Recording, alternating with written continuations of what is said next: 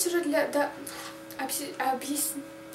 Всем привет, друзья, с вами Владис. Сегодня я хотела бы вам рассказать о дораме, которая называется «Чикагская пишущая машинка», или же второе ее название — это «Слово как оружие». Лично мне по душе первый вариант, потому что он содержит в себе несколько значений, о которых вы подробнее узнаете из дорамы. В данный момент вышло 6 серий, это ongoing, но я уже готова поделиться с вами впечатлениями по поводу этой дорамы. Так что, если вам это интересно, то оставайтесь со мной. Объяснить сюжет дорамы на данный момент для меня немного затруднительно, потому что вышло всего 6 серий, и они не могут дать ответы на все интересующие меня вопросы. Пытаюсь вам объяснить все доступно. В дораме 3 главных героя, и они якобы существовали раньше, а именно в 1930-х годах, во времена японской оккупации. Это были 2 парня-писателя и девушка-стрелок.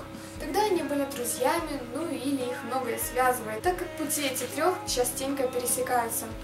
Сейчас, в 2017 году, эти люди тоже существуют.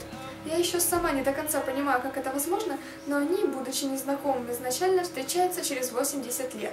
Жизнь их отличается от предыдущей, так скажем, но прошлое преследует их в будущем, мистично переплетая судьбы главных героев вновь. Один становится автором бестселлеров, который, несмотря на свои успехи и популярность, находится в творческом кризисе. Второй остается писателем-призраком, то есть все его работы публикуются под чужим именем и якобы принадлежат другому человеку. И, наконец, последняя становится фанатом первого автора. Могу сказать точно, что дорама явно нетипичная, потому что здесь нету классических для дорамы сцен, здесь персонажи совсем нестандартные, опять-таки. Они очень отличаются между собой и в каком-то смысле даже противоречат друг другу. Поэтому столкновение этих 2 характеров и вызывает интерес у меня.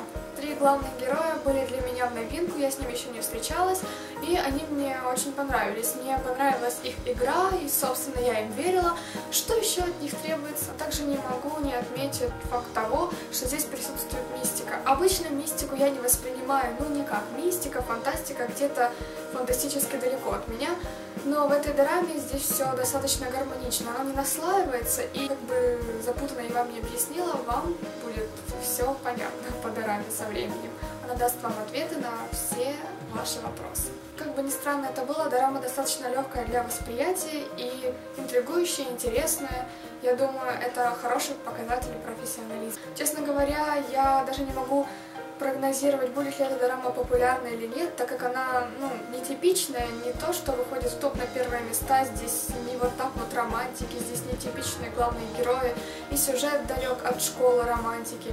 И поэтому я даже не знаю, будет ли она популярна или нет, но мне бы очень хотелось, чтобы это было так. Поэтому я вам смело ее советую. Напишите в комментариях о том, смотрели ли вы эту дораму или нет, и какие впечатления у вас остались после просмотра. Ну а с вами была Владис, всем пока!